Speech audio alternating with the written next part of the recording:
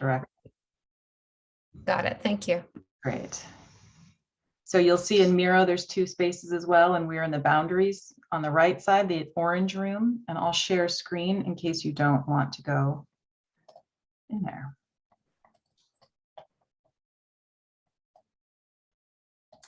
Okay. So the folks in this room are the folks who are ready to talk about boundaries specifically as it relates to these 2 and not necessarily the programs and where the programs are going to be placed. Is everyone in the right place? Okay. And I brought the polls in if you want to see the polls. Also, would you like to see the boundaries for E or E1 or E2? Yes. How about we'll go to E1 first. Jed, would it be helpful if you just kind of gave a high-level summary? Because as we mentioned last week, these are similar to what we had in C, and there's one real major difference between E1 and 2. Right. Yeah. Again, for folks, the big piece here is the location of Spanish DLI and Chinese DLI at the middle school levels between the 2, right? And I think that we saw that E1 pulled a little bit higher as far as those program placements.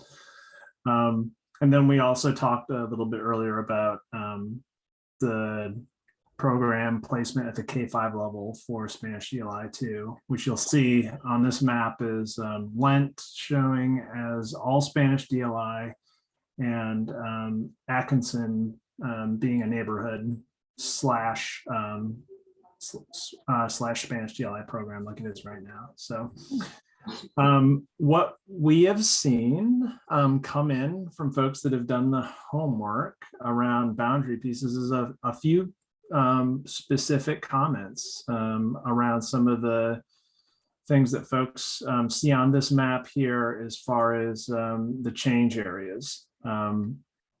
And there were some comments that were as specific as, hey, we think this road should or should not be a barrier. And then more broad as far as, we think that this school should not feed to this middle school.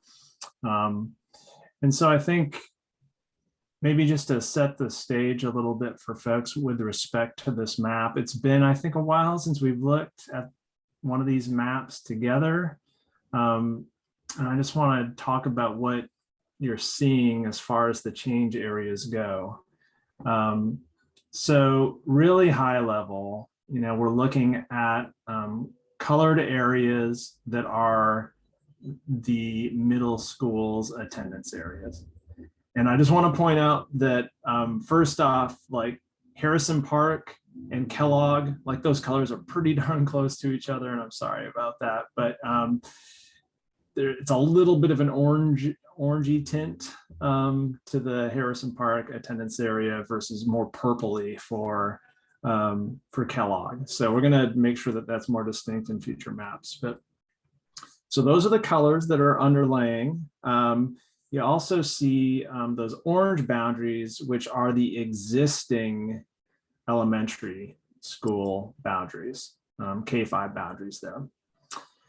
Then, of course, you see the schools themselves labeled with any program that is co-located or is a whole school. The schools themselves are colored by their grade configuration. Yellow is a K-5 elementary, blue is a middle school, green is a high school. And then we get into the hash marks here. And so you see that they're going in a couple different directions. And so the hash that you see that's kind of going northwest to southeast, that's a boundary change at the middle school level. So that's a great spot right there. Yep. So that's Creston actually changing to feed Hosford. And then your northeast to southwest that is an elementary school change. And that right there is where we have Harrison Park changing to Clark in all that area there. And then you'll see a few areas where you've got cross hatching in both places, at both the middle school and the elementary school level. Yep, a couple of those in there. And those are typically tied to, it's often driven by an elementary school change, and then a middle school boundary change is made just to be coincident with that. So that's what you're seeing on the map. We also put together a document that was linked out a little bit earlier today that I can pull up if we need to, but it's an accounting of every single one of those change areas. And each one of them has a code, and the code tells you what area the school or the area is currently assigned to, and the school that the area is proposed to be assigned to, and the iteration of that from and to assignment that we've seen. Sometimes there are, areas that are a little bit different that do the same from and to. Oh, snap. That happens to me sometimes too. Oh, Yeah. look at all the things I have open. That's not great. Hey, Jed, I have a quick question if now's a good time to ask that. Please. Yeah, we just had a good break there. I'm curious if you're able to offer just a very high level sort of, what were you looking at when you made some of these changes? So I know obviously we're trying to get enough students into each of our schools, but especially in places where there's like a very small little wedge getting moved one way or another. Can you give us an idea of how you made these initial changes? Absolutely. Yeah. So, and that's actually what the table that I made reference to a little bit ago tries to cover. It's actually not that table. It's plenty of tables for everybody. Oh. But yeah, I just share my screen real quick. Yeah, you bet. If that's okay. Please. And I think you'll need to let me participate in such sharing. Can you use Lewis as an example, since we have cross lines going every direction on every side of us?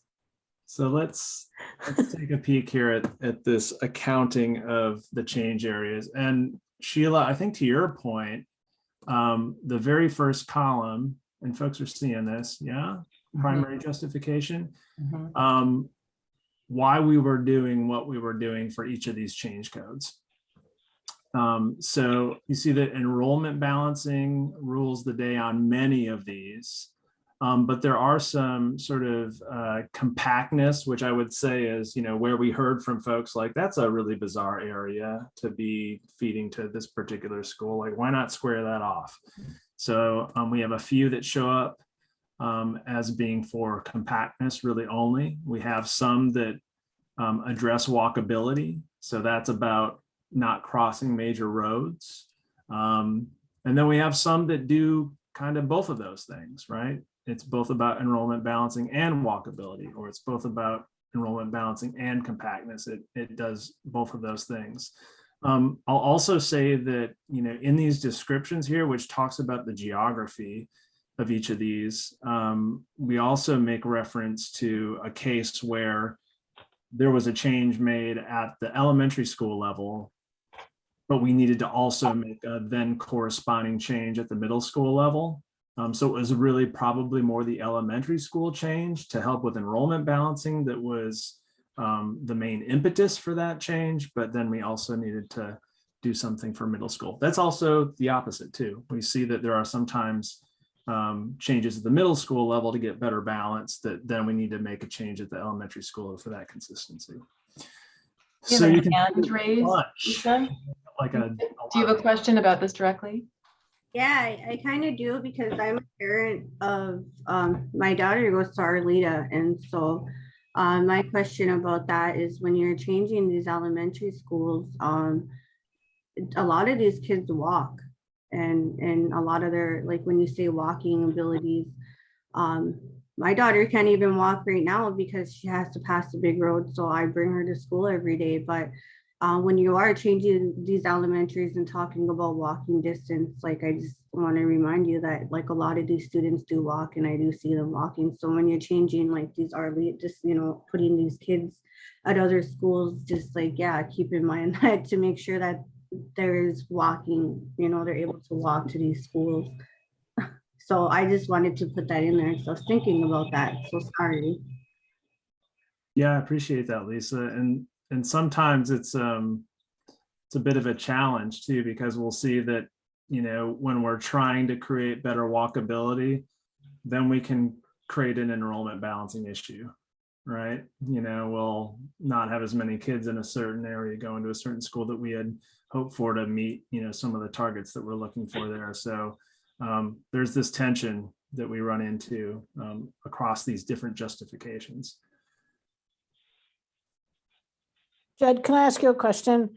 Yeah. So for Lewis, so I have 3 major boundary changes.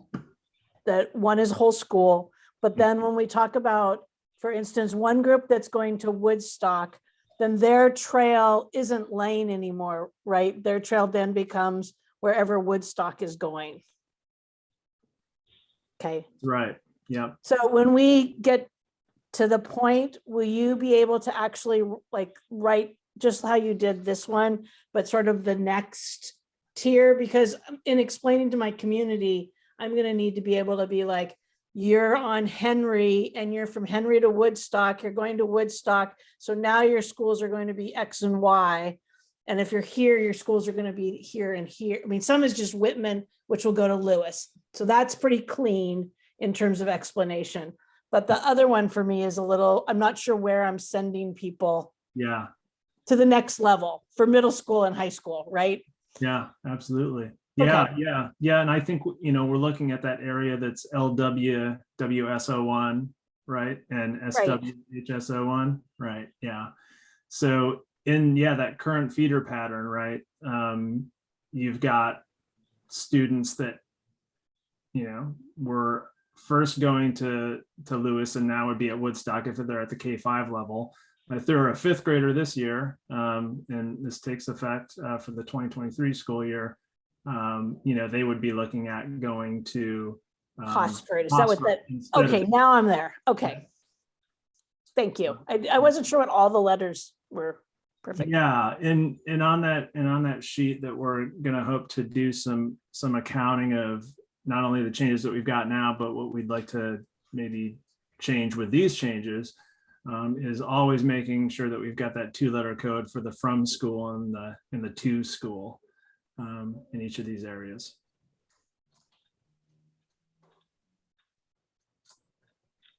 So at this point, I'm happy to, answer any questions about specific changes that folks may have, provided us feedback in the homework, questions about what enrollment impacts could be for different, walkability or compactness type changes.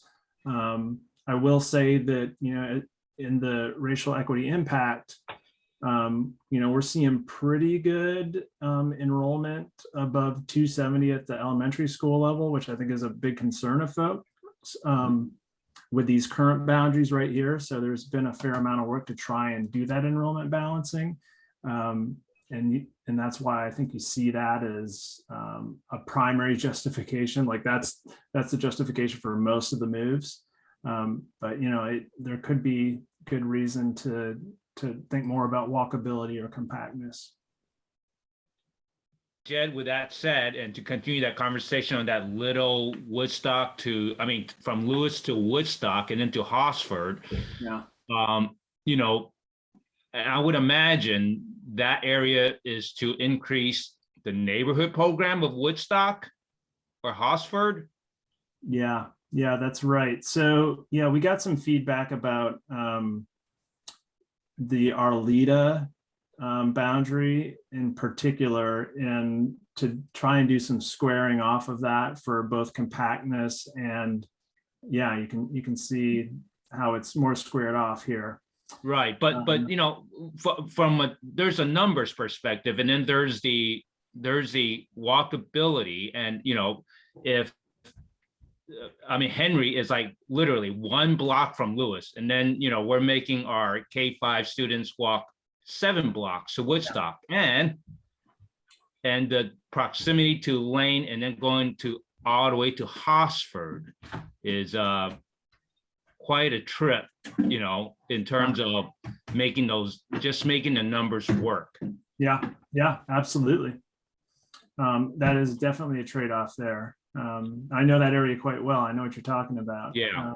But yeah, it is part of, if we're able to, do some of that smoothing on Arleta, and you see that Arleta is giving some enrollment over to Woodstock there. And we just have some give and take here. Actually, it's really the piece that leaves Woodstock, just to the direct east of there. You see the kind of that little arm that goes out. That's a little bit, sorry, we're going a little south of that. Thanks for trying to hang with me on the, I'm talking about the WS to WM03 area. That's kind of an interesting, yep, you got it right there. So that's a big source, or really a reduction of enrollment to the Woodstock neighborhood program. And again, you can see what we're trying to do there is, mind those large roads, Woodstock and 52nd right there. But that does create a case where we need to find more enrollment for Woodstock, and in that area right across Woodstock that you really point out, yeah, is fairly close to Lewis, is kind of the next best area to get that from a proximity standpoint. And I guess my question would be, what are we gaining 1% from, busing kids 3 miles, right? That type of trade-off, and who would we could make our suggestions as a coalition, and then, but who eventually would make the decisions on that? Yeah, I think that we have the ability here as a group to talk specifics about, things that we would not want to see.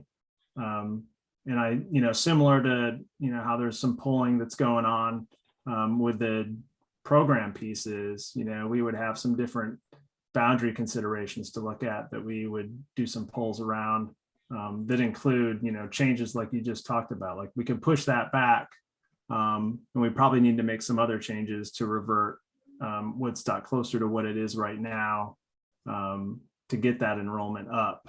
And would we want to do that? And I just, also yeah, go ahead. want to get Beth. She's had her hand up for a bit. Yeah, sorry. And then Sheila. Okay.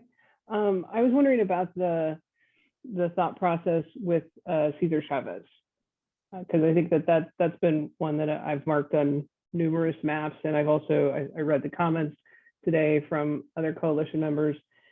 Why is that not a boundary for elementary schools? Because that's a big road to ask 8-year-olds to walk across. Yeah, absolutely. It's come up a lot, and this really has to do with the fact that grout is not a part of the process here, and so we're not able to make any changes within this process to their boundary, and everything, at least kind of south of that area there, does involve some kind of change to grout to get that level. And then you see also Sunnyside is another example of that, between Glencoe and Sunnyside. It's definitely something catching on. Yeah. I was gonna say, when grout has to go through the process, and like Creston's not a part of it, so basically that boundary will never change because of the way that they didn't include the right schools in it. I mean, it's just, it seems like if we're gonna make it, because you can skinny it up, a little bit goes to grout, a little bit goes to Creston, kids are safer, and are we really making that decision because we don't want to just one school that happens to not be in it? Mm-hmm. And I would say the same thing for Sunnyside. So, and I know, Jed, you're not the one making the decision, but that's my main comment. 39th is a big road. Mm-hmm. Thanks, Beth. I'm also curious, we do have, district staff in the room. And I know that question has also come up, Beth. I mean, I've been in rooms with you before asking that. about Cesar Chavez. I'm just wondering, Margaret, if you have any insight into that, because that is a good question. I mean, if Grout comes into a process and Creston isn't part of it, what ends up happening, I mean, just in general, when you look at boundaries, so like if we look at it, it depends on, it's a lot about if you're looking at things north, south versus east, west. And so 39th is going to be a east-west divider because it runs north-south, whereas Foster, right, or Powell are east-west. So then you're ending up cutting boundaries north-south. So it's kind of, I mean, it's 6 of one, half dozen of the other, and in some ways, because if we get into the, you know, is it I know you can't see me pointing at my screen, so thank you for so thank you. So it's, you end up in these like which are going to be the major roads, and then you'll see almost every elementary is going to be wrestling with one of them. So I think that if you hone in on any single one, you're going to see the similar issues based on which side of it. Anyway, so it's, I don't know that that's a perfect answer, but the edges always present issues when you're doing boundaries, like when you're doing an area, a region of the city, and then you know, it is which of these major roads are we going to really focus on, I think is the point. But I hear the question about 39th, right? Yeah. Maybe something that Lisa, we capture for I can't remember, but the transportation representative would also be you know, bus routes sometimes are going up roads and they're picking up kids on both sides. You know, they go up and they come down. So when you kind of split sometimes on major roads, I'm not sure exactly what the busing routes are for specific roads, but sometimes it's more efficient to have bus routes on major routes that go up and come back than sending one going north and say one going south to get kids on other sides of the roads, or to prevent them, you know, from having to, cross to get to different bus places, bus stops. So I'm not positive, but I've seen that happen in other districts too, that sometimes they cross major roads to support bus routes. Thanks, Jenny, I got that one.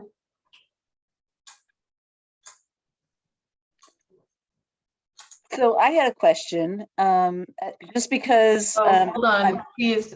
Sheila was next. We have a hand up. We'll get you right now. Yeah, you bet. Thank you very much. And I don't know how much time we have, so I don't know if you could give us like a 5-minute warning. So if we aren't able to share things, maybe we could put it in the chat or some other way of making sure that everybody gets heard in the process. We should have gone back. We're sort of back of house saying we need more time. So we're going to stay in here. And this is kind of when we had scheduled for a break. So if anybody needs to manage your energy, please do. But as it is, we're just still going, but I'll let you know as soon as I do. Thank you. I've got 2 questions. I'll try to keep them short. One sort of follows up on that piece around sort of major roadways. So there's a small section, it's the ATCR 01. It's kind of on the corner of Powell and 52nd that currently is a part of the Atkinson catchment, and then we'll be shifting to Creston. And I can totally understand like trying to balance enrollment and definitely get that. And we definitely have heard from some of the families impact. It's like 14 families or something. So it's a pretty small number of people. And they've just really expressed concern about adding, you know, both crossing 52nd as well as possibly 50th, as well as Powell and or maybe Foster. So it just seems like a lot of areas to cross. So they wanted to make sure that I brought that, you know, their concern about that to the forefront. And then the other piece is I'm curious about when we look further east, I can see the section with the BRAT 02 that transfers from Bridger to Atkinson. I'm very curious about the section just east of that. So between, you know, like 67th and 82nd, is that now a part of the kind of creative science catchment, or is that feeding to another K-5? Okay, so I'm right now looking at BRAT03, right? Is that kind of the area that we're focusing? We might be looking at E2. That's the area with an area where there's a difference. I think there's a BRAT02 in E2. Okay, maybe I'm looking at the wrong map. Yeah, we want to Well, look there- at E1. Yeah. Okay, yes, so we are looking, yes, at that area. So then this is in E1, that whole section then transferred to Atkinson. Okay, It thank does. you. And that, Sheila, is to create, albeit, not perfect or pretty, some contiguity with the overall Harrison Park attendance area, right? Because otherwise we've got Atkinson kind of jumping over to join there over to Harrison Park. So that's just, I think, a challenge of, we don't get to pick where the schools are. Kellogg happens to be where it is. And so that's just kind of a strange boundary that results in having that feeder pattern.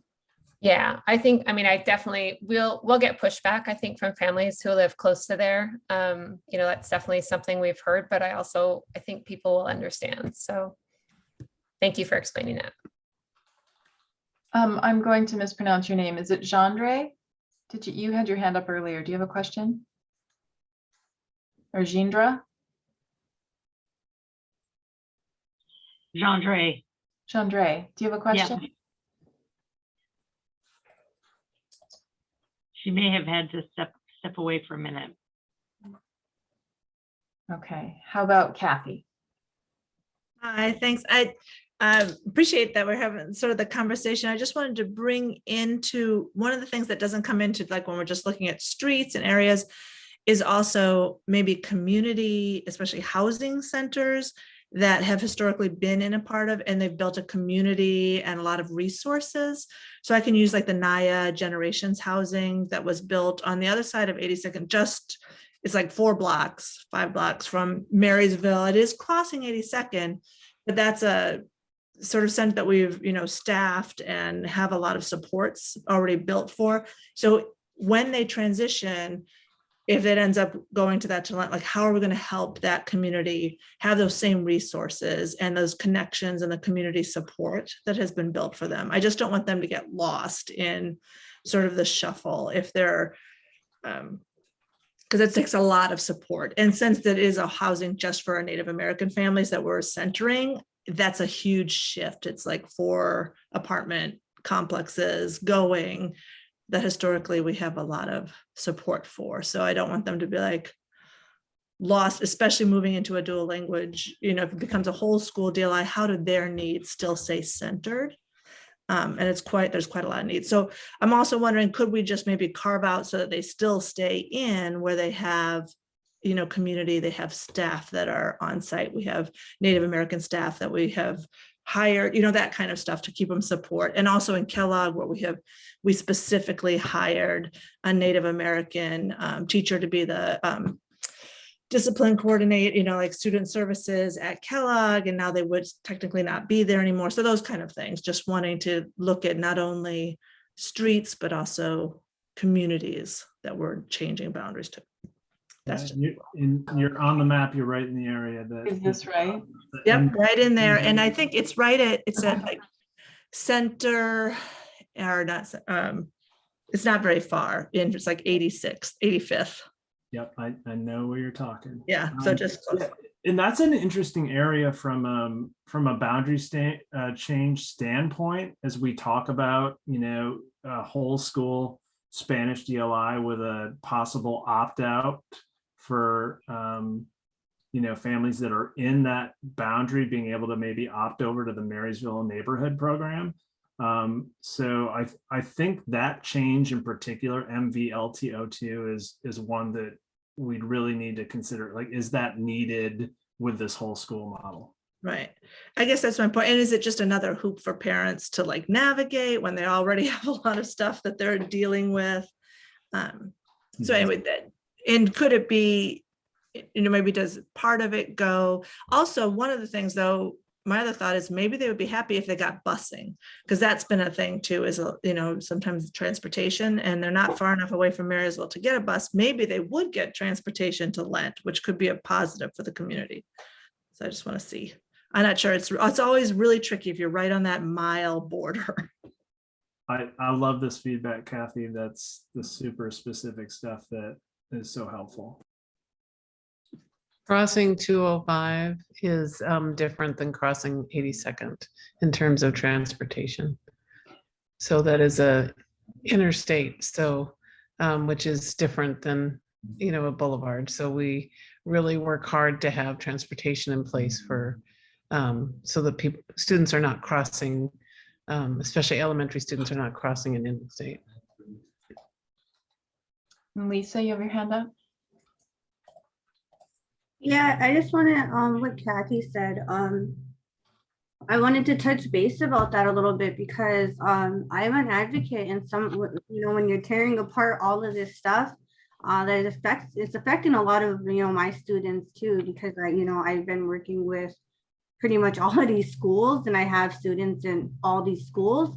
But my question is like, for a great example, what she's pointing out that, some of this isn't going to be accessed, they're not going to have access to some of this. And I don't know, I might even have to not go to some of these schools, or I might not be able to follow some of my students. And so that is a big thing to look at because some of our programs won't be able to follow that. And I have great communication and I work with these students very well. And so when, a big thing is boundaries, when you're taking that away, how are we supposed to follow, or how can we able to help these students? Because when it all comes down to it, at the end of the day, boundaries is working with these students. And so I'm worried about that too. So what she said that I was thinking the same thing as looking at the map. I'm like, yeah, this is going to be a big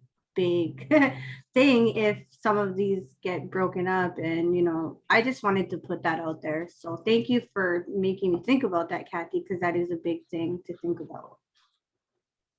Thank you, Lisa. So recognizing that we probably don't have a lot more time. Oh, great. Shall we go look at E2 or do you want to stay on E1? Are there some specific E1 issues we need to look at? Well, there's a lot of consistency between the two maps, except in the area that Sheila was pointing out with that Bridger to Atkinson area. The rest of it is really quite similar between the two. Okay, hold on to your seats. Let's go down to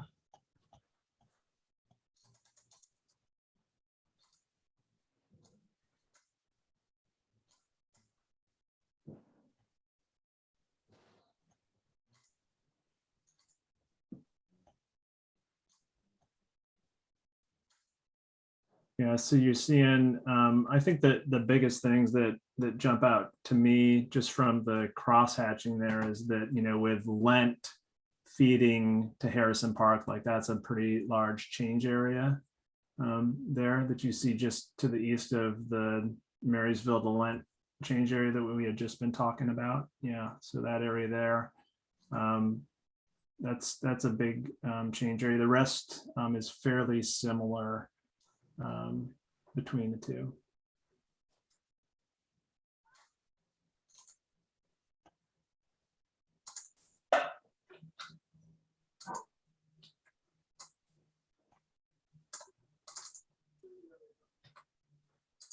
I was just curious if Jandra was back. Let me make sure we have a chance to hear from her. She doesn't seem like it. Okay. And I'm just doing a quick look through some of the homework. The southwest corner of Atkinson came up for sure with the 14 students. So we've highlighted that. The Cesar Chavez not used as a east-west dividing as a north-south runway that divides east-west was mentioned there. The Bridger and Atkinson at 74th. Yeah, and I also just the very first thing that Micah brought up, I'm not sure that we captured that one if we're going chronologically, because that was the tension between keeping Woodstock's neighborhood enrolled with kind of losing that southeast arm to Whitman and Woodmere, and how do we balance that without making a situation where students who live so close to Lewis are then going up to Woodstock. Yeah. I was looking at the homework Thank questions, Jed, but yeah. And I think we had that in the we discussed that in one of the rooms that Marnie and I were in prior, that shift was made because there is better crossing ability at that location. But it looks like, Micah, you have your hand up again as well. Yes. Principal Carbone, which is stepped away, is the I'm back. principal. Oh, she's back. Okay, good. You could, I'm Sorry. not going to speak for you then. So we've moved down to E2. Would you like us to go back to E1 for your question? No, not at all. Okay. And I put my hand down because I realized that I was a question that didn't need to really be asked here.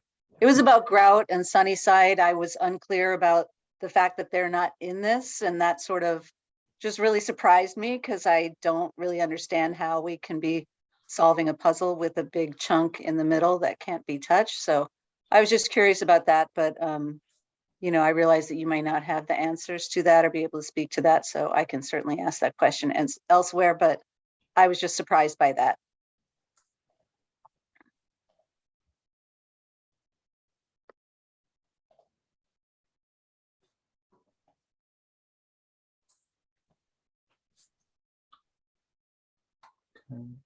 Micah, did you have another comment on that? Yes, I'll have my hand up again, and this is for Selwood Middle School with their really low enrollment in both of the scenarios. Just like, any ideas at all how to address that?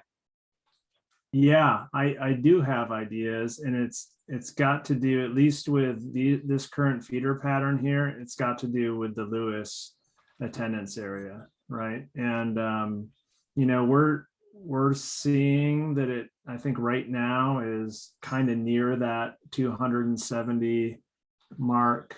I don't know, Ethan, if you can correct me if I'm wrong there, but we did look at some other scenarios where I think Lewis was able to continue feeding to Selwood, but basically all of the area to the east of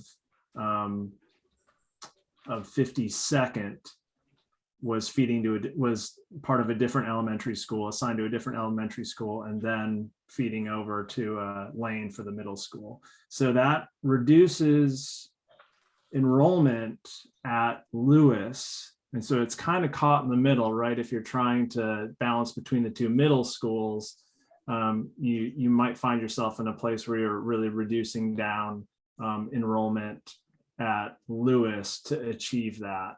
But that allows you to split, enrollment between the two middle schools there. So that's one way to achieve that. But, Yeah. Right. Oh, sorry, Micah. Yeah, no, sorry, Ethan. Yeah, and I know when this was done on the west side, there were some schools that had a choice, and I'm not proposing this, but there were some elementary schools that had a choice of which middle schools they wanted to go to. Is that an option? Whether that Selwood neighborhood they could choose whether to go to Lane or Selwood. Instead of forcing them to go to one or the other. Yeah, no, we see it in other parts of the district. I know that there are choices around the Jefferson High School area as well. I actually can't answer that specifically for the district, but I wonder if it's something that we're working in the future with the high school boundaries to undo. There's certainly a conversation about Jefferson having its own boundary. Margaret Calvert's in the room too. I don't know if there's a decision has been made on that. I don't, it's more, it needs to have be in a process. So Yeah. adding another choice between two different middle schools is not something, it's not built into our policy.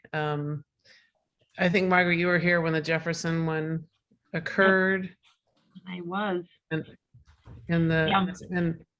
is that something, I'm not hearing our instructional leaders promote that as another to do that in the future, but maybe Yeah. I'm missing it.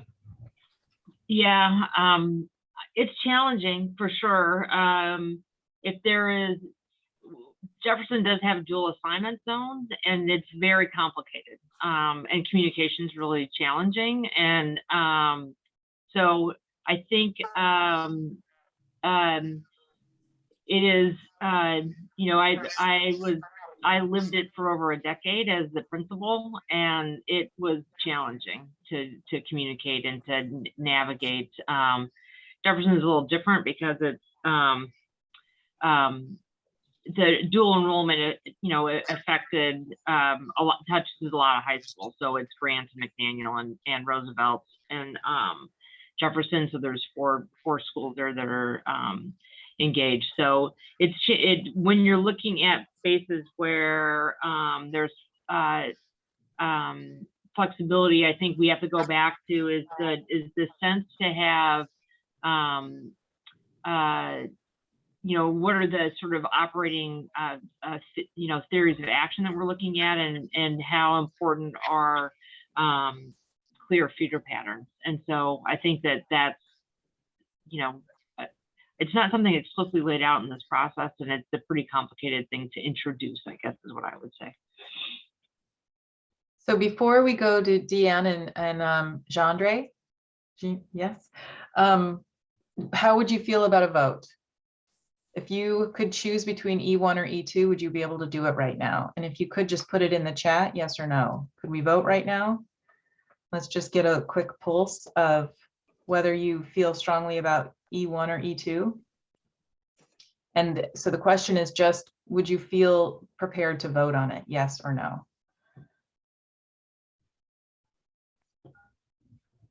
Can I say that, but isn't it voting on, doesn't this depend on program placement? So I feel like E1 and E2 are different, aren't they, about programs? So I don't know if the boundaries come into it as much, because one or the other, it depends to me where the Spanish DLI goes. So I guess I'm not comfortable. So I'm not prepared to vote on a boundary if it includes those DLI.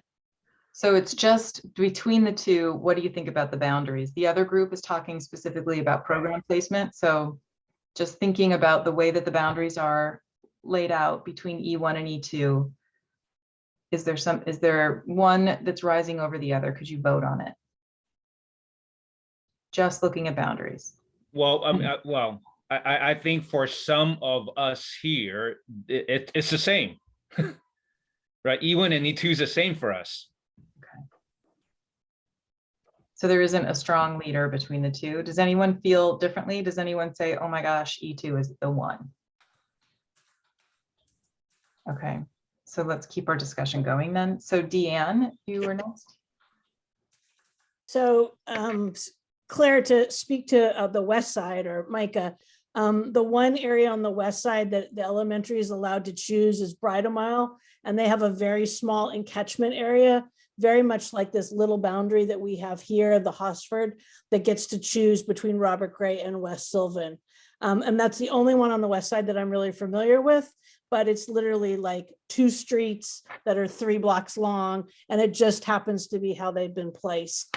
So that's a west side one that the elementary gets to choose. That's interesting. That's just a little area that my friend lives in. Okay, there you That's are. why I know about that. So the piece I would say in terms of Lewis at the moment has a Hosford. Lewis then would have a Lane, and if we added a third, it would be a Selwood, and that is a lot of options for a little elementary school. So I am not necessarily in favor of, like, I'm really worried about saying to families, if I only have 270 families, to then be saying, all right, you get to choose, which streets go which way. The going as a whole has a much different feel than really dividing up the building 3 ways, or it will be 2 ways because part will go to Woodstock and then to Hosford, but it's still the neighborhood. That's a pretty big, having 3 middle schools in literally a 25 block radius is pretty intense. So that was my concern with that one. Thank you. And Jandre, I think I've said your name differently every single time. Andre. Jandre, great.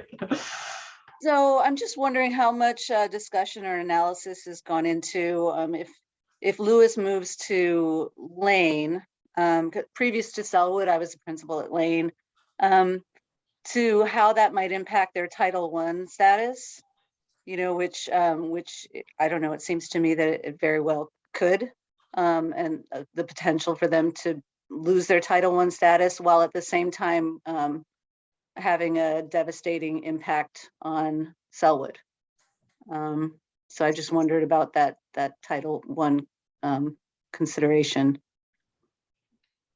So I think we have to look at also some of our main focus points from our board. One of the things that they prioritize is for students to move together into the same feeder school. So when we split a school into multiple feeder patterns, then that is going outside of their priorities set forth in their policy. So I do hear the concern for title at Lane. It's just not one of the primary considerations that have been listed out in our board policy for the process.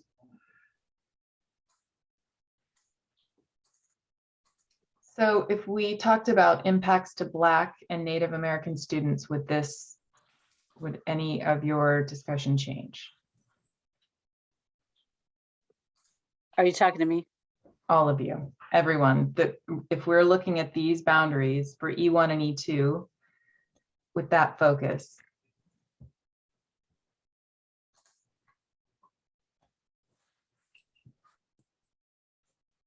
And I would just throw in here what Kathy offered and Lisa seconded, like that's super helpful information that I think was really specific to a Native American community. That's great feedback along these lines.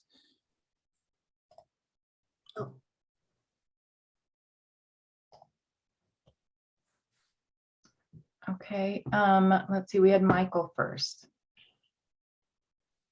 Yeah, I guess I would just want to respond to what I heard Claire just say. I do think that at this point, one of the major charges is to ensure a robust program, a middle school program at Lane.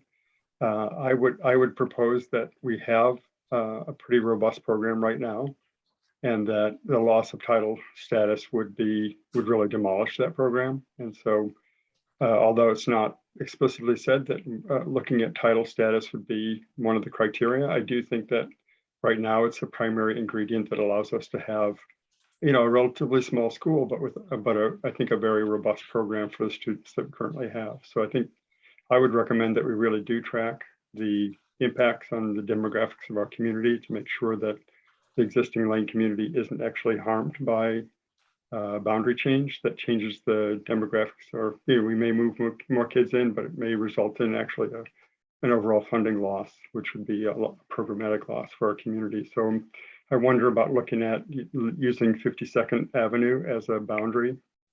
I hear from families frequently because Lane sits right, the map's not really accurate where the school building is. It sits right on that western boundary. The current boundary of our neighborhood. So we actually look at families across the street from the school building that walk the other direction to school. They could just walk across the street to our building. So I think there's some logic to enlarge to 52nd Avenue, but I wonder about shifting some of those elementary school boundaries, but leaving Lewis feeding into Selwood potentially, something along those lines, so that we're trying to balance the need to increase enrollment with the need to preserve the identity of our community at the same time. Thank you, Michael. When you asked if it was gonna affect our community, yeah. And I just don't speak on that just for our Native American community, because like it is small and I'm new to the community, but it is pretty small. But like the community of others, like, you know, Michael said that it's gonna affect, you know, we just have to think about where we're putting everyone too, because when you're splitting up these schools, we have to remember that when we're trying to move the families as bunches or the community as bunches, like that's, you know, you're putting in some of these statistics, it doesn't have the kids that are all going along with or any of that either. So that's another thing to look at. And so when it comes to boundaries and affecting anything, like I think, you know, it is. So I just had to put that out there. So thank you. Thank you, Lisa.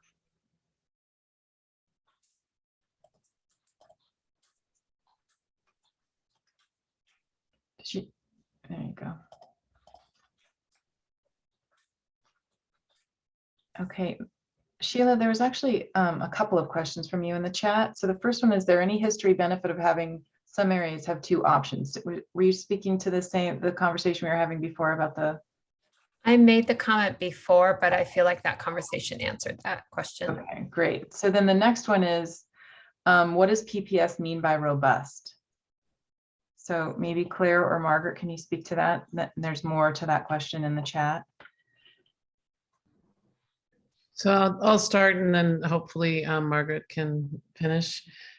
Robust means having resources, and having enrollment definitely has comes with it resources. So when you have a smaller school, it's hard to have a more robust programming because you have fewer resources in order to build it.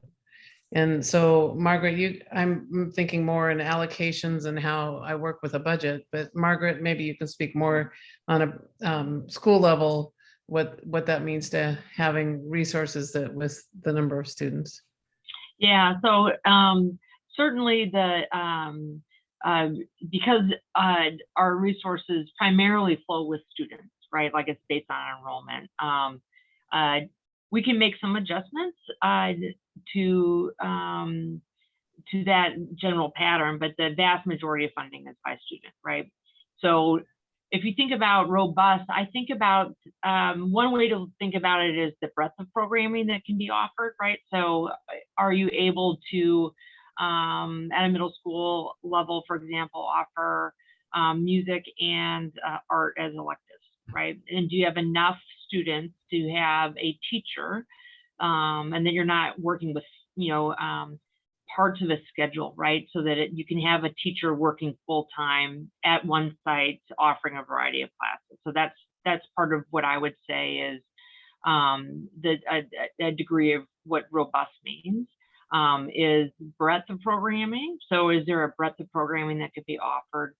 And then it's sustainability, right, of a program. So the other piece that happens is that you can have, I think that this is why the numbers for middle school, like why we're looking at 500 is such a critical number, because when you go, you know, above or below, if you're on an edge of, and there are enrollment fluctuations, even small fluctuations can if the program is not if it's not enough breadth in it, then you can have in one year, you'll be able to fund something and then next year you wouldn't. And so you have to make these decisions.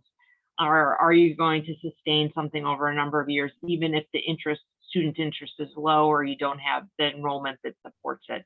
And so you end up in these trade-offs that become challenging over a number of years. So it's similar, like an elementary level. I'm not as familiar with that. So I know we have some elementary principals here that can speak more directly to it. That's why you hear a lot about it, that a single strand or a double strand or more courses of what can happen in an elementary, similar in a middle school. So like how the number of the population of students, you want to try to have two sections of, you know, sixth grade, you want two sections of seventh grade, et cetera, if not more. And so I think that that's Robust comes with size. There's a little bit of a trade-off there, but to me, it means both breadth of programming and then sustainability of each of those programs, if that's helpful. Deanne, I see your hand up. I also just want to make sure there are folks we haven't heard from. Do you have any strong feelings you'd want to make sure we get in the notes? Please feel free to use the chat if that makes you more comfortable. Sorry, I was trying to unmute. This is Leah. But just to kind of reiterate that, like in terms of a middle school, so we are currently a K-8. And when we look at robust, like for example, I have one language arts teacher at 8th grade.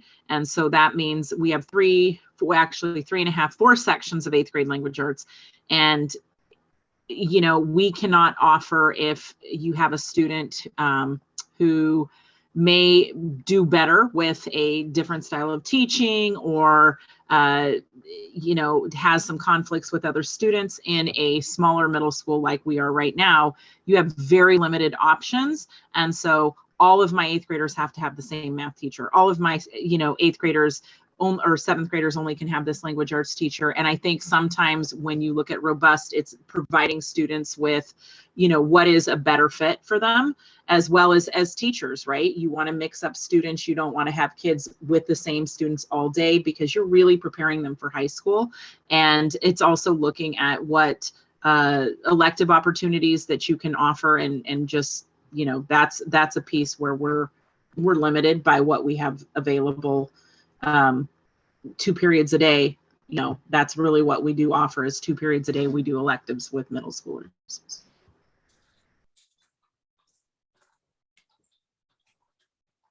How about anyone else we haven't heard from?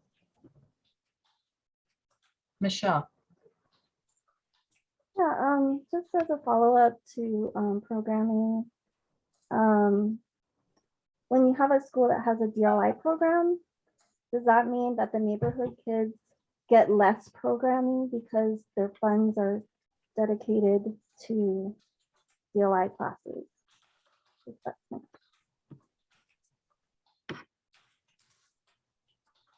So I think one of the pieces that I would say about that is it's the relative size of the program.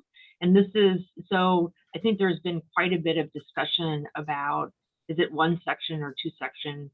Is it 1 class?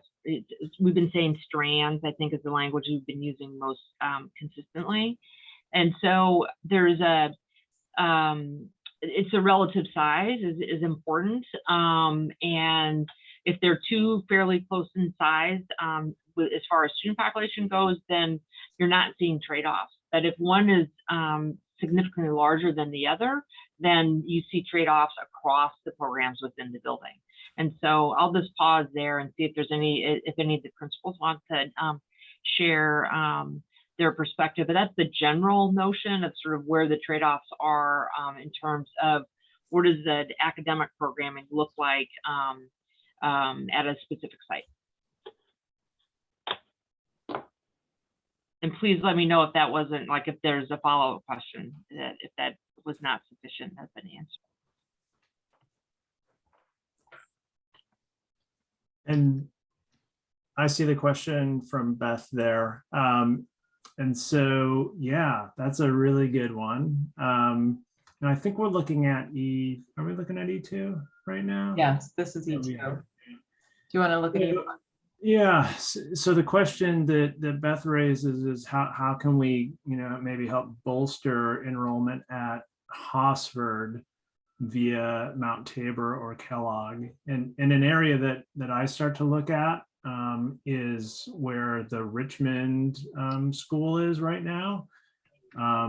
Again, you know, none of this stuff is perfect, but, you know, you would have a situation where you could potentially assign that over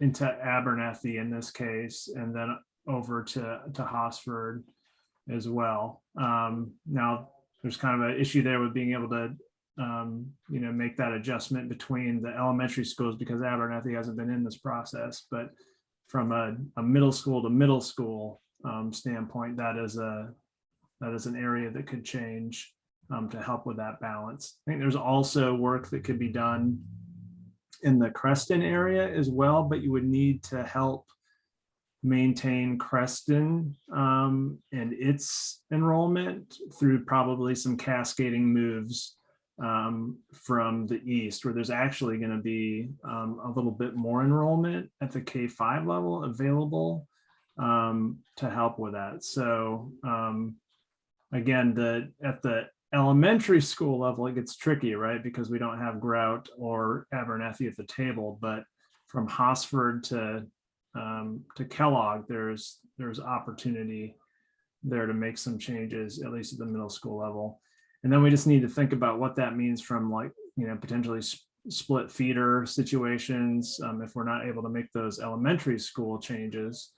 And when we can come back to making sure that those are consistent at some later date. So those are just some thoughts around that.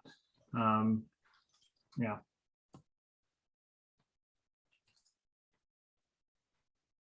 Michelle, do you still have your hand up, or is your hand up again? Sorry, no. I took that. Okay.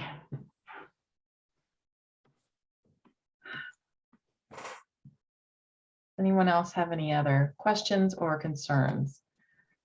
Again, focusing on those folks who don't get to be here in this room, we are recognizing that we all have the ability to spend 3 hours of an evening talking about this. So let's focus on the folks who can't be here tonight and how these changes affect them, specifically the Black and Native American folks. Yes, Deanne.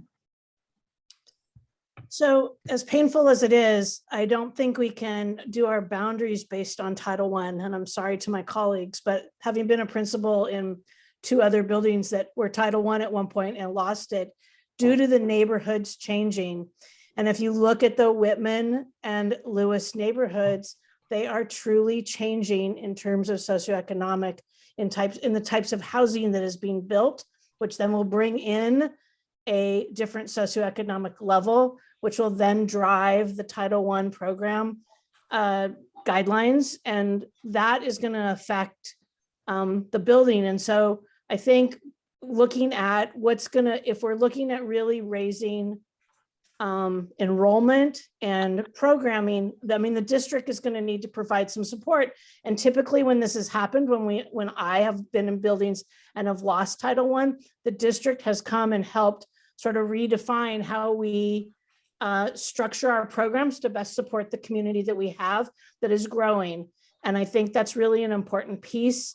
It's not an easy one, and it adds another component to this area, but the area is really changing. And I think it's really important to take note of that and the growth that will happen. So some of it, just in terms of the Whitman Lewis, whichever boundary it goes, whether it's Selwood or Lane, are going to get, I mean, the houses are being just in front of my school. Currently, there are 4 new homes going up in a little teeny block area, right? And they're starting at 500,000. So let's talk about like how that is going to impact our neighborhood when that's happening corner after corner. And it is all the way out to 82nd. So that's just an important piece that I needed to put out there.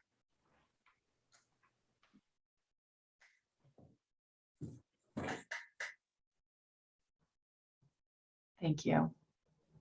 Yes, Ethan. I just wanted to raise a thought I had about the balance between Selwood and Lewis, specifically with how it relates along the 52nd boundary.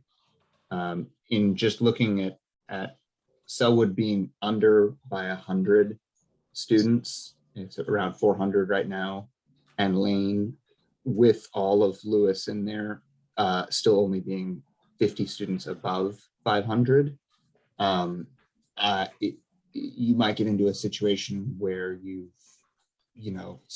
thrown the baby out with the bathwater, or split the baby in two. Well, where you've robbed both sides of the 500 enrollment target to begin with. And then a thought I had was that potentially you could experiment especially in E1 where you have Kellogg very overloaded, you could experiment with what happens when you take Arleta or redraw Arleta's boundary, maybe so that it's below Holgate and Foster, and send that to Lane, which would allow Lewis to stay at Selwood.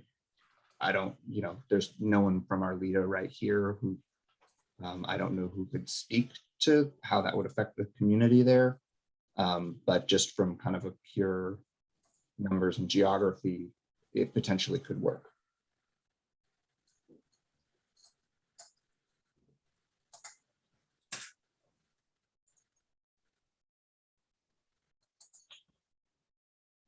Lisa. Okay, so when you say take from Arleta, what are you trying to take? Like what, Sorry, actually, I realized that you are from the Arleta neighborhood, so excuse me. I would say that, currently you see Arleta extending above Holgate and going all the way up to Powell. It's kind of long and skinny.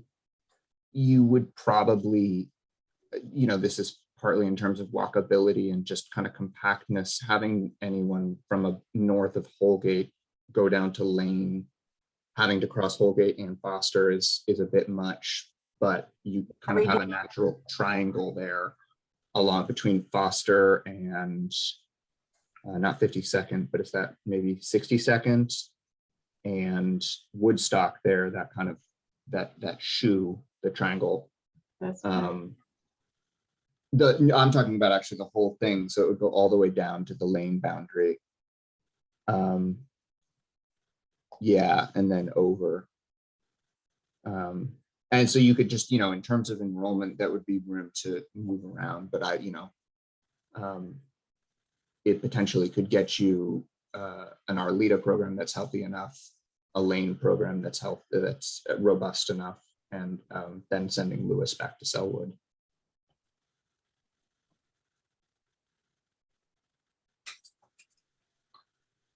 Yeah, I see what you're saying in that and stuff, but when you're taking and putting, my question is do you plan on you're trying to make Arleta smaller?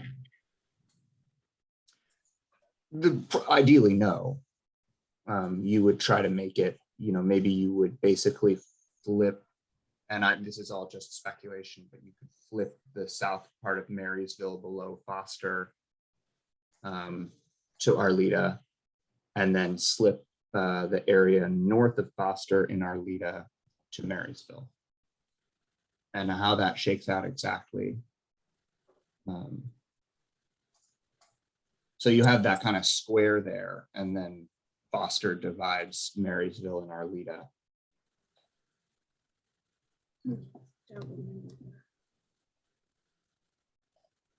Thank you. Yeah. It helps me a lot. Thank you. Sure. And I think these just highlight, the trade-offs that we've all been struggling with, right? This entire time. We have the program placements. Once those are set, then there's this balancing act. And so I think, appreciating that trying to minimize crossing main roads is also going to potentially impact the community at the school. But those are hard, hard trade-offs. But when we think about it and zoom out and try to think about all the students collectively in the Southeast wanting to have enrollment at a certain level to support programming, supporting not having to cross busy roads. It's these are not easy decisions to make. So we really appreciate everyone's input.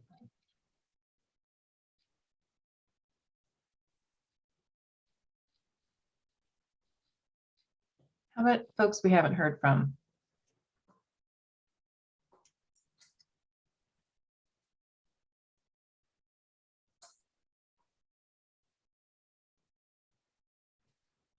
Again, feel free to use the chat if that is more comfortable for you.